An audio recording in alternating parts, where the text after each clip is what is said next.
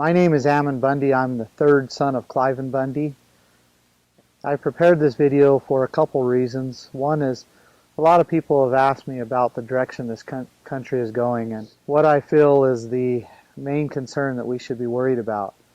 Also, I offer this video to you as a warning of what may come if we do not correct the things that are happening. The federal government has not been given authority by the people to act the way they are. Most of the acts of Congress over the last 50 years have not been authorized by the people. Federal agencies are ramping up military-like forces to compel the American people into abiding by their codes, and the Supreme Court continually rules on matters that they do not have jurisdiction over, forcing the states into undue obedience. I would like to briefly cover the purpose in which the people organized the federal government, what authority the people gave the federal government, and how federal agencies today are the greatest threat the American people have ever faced. Before the federal government was created, the states had existed for several years.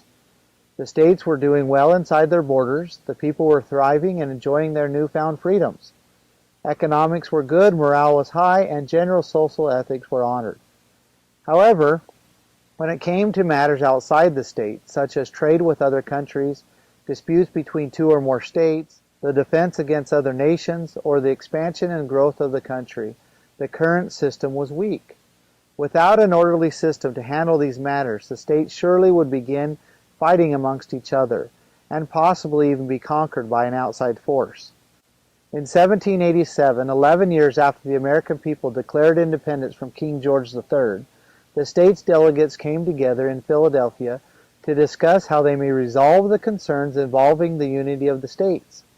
The weakness of the current system was defined as fourfold: 1. Foreign trade; 2. Resolving conflicts between states; 3. Defense of the states from foreign threats; and the proper way to grow and expand.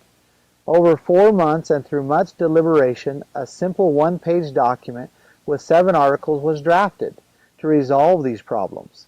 We know this document as the United States Constitution. In this document, it proposed that the states create a federal government, a central government, or a general government, and delegate these 4 main responsibilities to it: matters of foreign trade, an appeals court between 2 or more states, matters of national defense, and matters of growth and expansion of the nation. The document made it very clear to how the federal government would be organized, and was very specific to what authority and responsibility the people were delegating to this government. When the states' delegates presented the Constitution to the people, many were very concerned that it would give the proposed central government too much power. The delegates assured the people through many written and verbal communications that the Constitution was drafted to only give very specific power to the federal government, only enough power to perform the specific duties listed. Virginians and New Yorkers were so concerned about the Constitution creating a central government that would dissolve the states' power and put them back in the situation they just fought against, that they resisted ratifying the Constitution until amendments were promised to be added. Amendment 1 through 10, known as the Bill of Rights, was added to make it clear that the people were not giving the federal government power to make rules or regulations on just anything. Amendment 10 alone reads that if it is not listed in the Constitution, then the federal government does not have authority from the people to be making laws or acting on it. The people, through the Constitution, gave the federal government authority to act for 1. International trade; national defense, including border security; serve as an appeals court so 2 or more states can resolve conflicts; administer acquired or conquered land until the land becomes a state, along with a few other listed responsibilities such as post offices. Beyond these, they have not been given authority from the people or the states. Beyond these, the states and therefore the people have reserved the power to themselves. For example, let's look at our schools. Where in the Constitution does it list the federal government's authorization to administer and regulate education? It does not. Where in the Constitution does it list the federal government's authority to administer and regulate the environment? It does not. Where does it list the federal government's authority to own or control mass amounts of land inside the state? It does not. And where does it list the federal government's authority to administer and regulate public health and safety? It does not. So I ask you this question. If the federal government does not have authority from the people to be acting the way they are, then with what authority are they acting on? Can the legislative, executive, or judicial branches of the federal government act on anything or on everything? Can Congress make acts of law for anything they desire? Can the executive branch administer on any regulation they wish? Can the Supreme Court rule on every matter? Have the people given them authority to do this? And if not, then by what authority are they acting on? When people in government go rogue and begin to act on their own, outside the power the citizens have given them, that government becomes very dangerous to the people. When people in government, bureaucrats, assume they can regulate on anything and on everything, then that is exactly what they do, and the liberties of the people are taken away.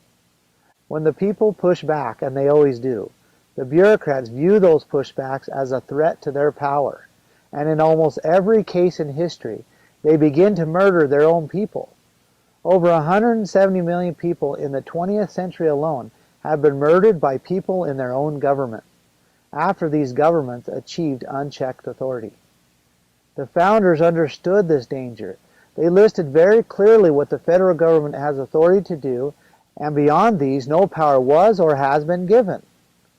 We American people are in a very precarious situation, whether we acknowledge it or not. We have a U.S. Congress that legislates acts for anything, acts that protect plants over people, putting citizens in prison for accidentally stepping on them, acts that can land you in jail for using the wrong light bulb, acts that force you to get health insurance or be fined and eventually imprisoned, acts that regulate the allowed temperature you can keep your home.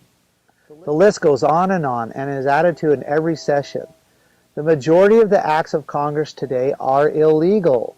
They do not fall under the enumerated responsibilities the people delegated to them, and they break the constituted agreements between the states and the federal government. However, as bad as Congress may be, the executive branch is by far worse. They take these acts of Congress and manipulate them into anything they wish. They file in the Federal Registry codes that, in their view, are federal law, making these already unauthorized acts of Congress into tools to give federal agencies unlimited power. With military-like force, they come down upon the American people and threaten them with compliance to their codes, none of it authorized by the people. These agencies have found a way to create their own laws without the people's elected representatives. Over the past several decades, they have been organizing their own law enforcement regiments, building their own prison systems, and appointing their own judges. With this fraudulent system, they can arrest, prosecute, and incarcerate the American people for non-compliance to their arbitrary rules.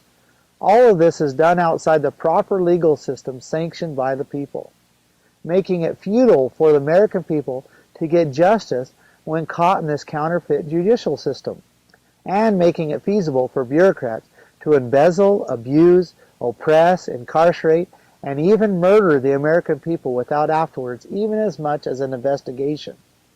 The American people are in a very precarious situation.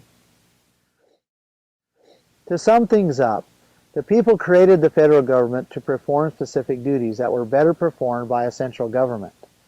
The people gave the federal government authority to only perform those certain duties. The U.S. Constitution lists those certain duties. The federal government has neglected those duties, and U.S. Congress, with no respect for the people, are making acts way outside the list of authorized duties. Current and past presidents have created hundreds of federal agencies that have nothing to do with the listed responsibilities. And now these federal agencies have become so powerful that not even Congress or the president can rein them in or defund them. These bureaucrats today understand that the American people are becoming weary to their actions. They are building up forces so they can stay in power when the American people finally realize that they are no more than modern-day conquerors, just self-appointed predators. Now, two questions. Are law-abiding citizens obligated to obey unauthorized laws, codes, or regulations? And is it the duty of the citizen to make sure people in government only exercise on the authority given them? To present such gloomy information without some solution would not seem honorable.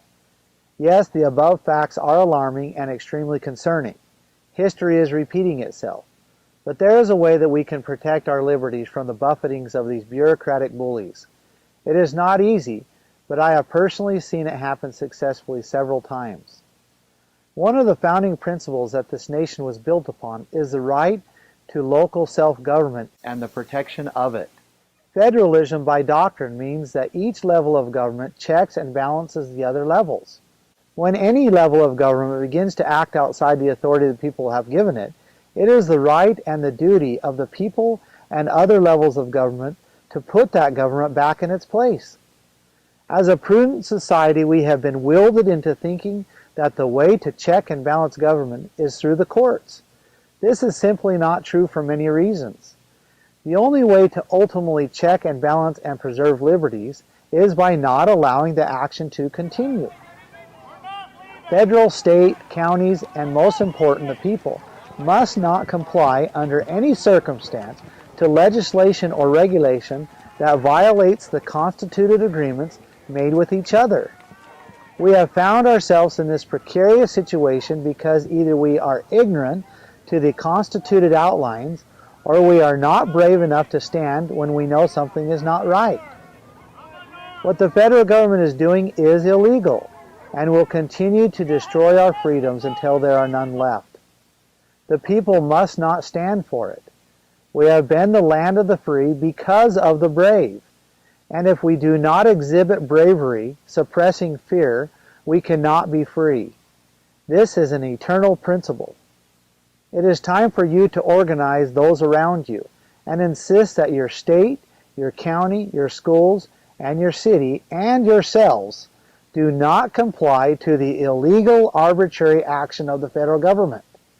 As you do this from time to time, you may have to rely on the people for protection. No, there's a time is now. We're doing that. No, the time is to push these people back so they can do it safely. Push them back so they can do it safely. You know that we respect your authority as county officers.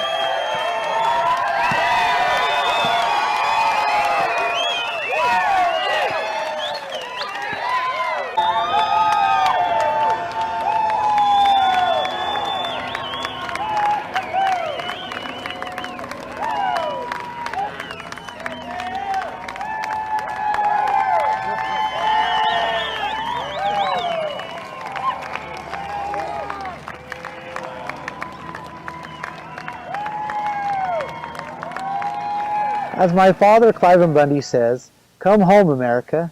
Take care of your county where you can make a difference.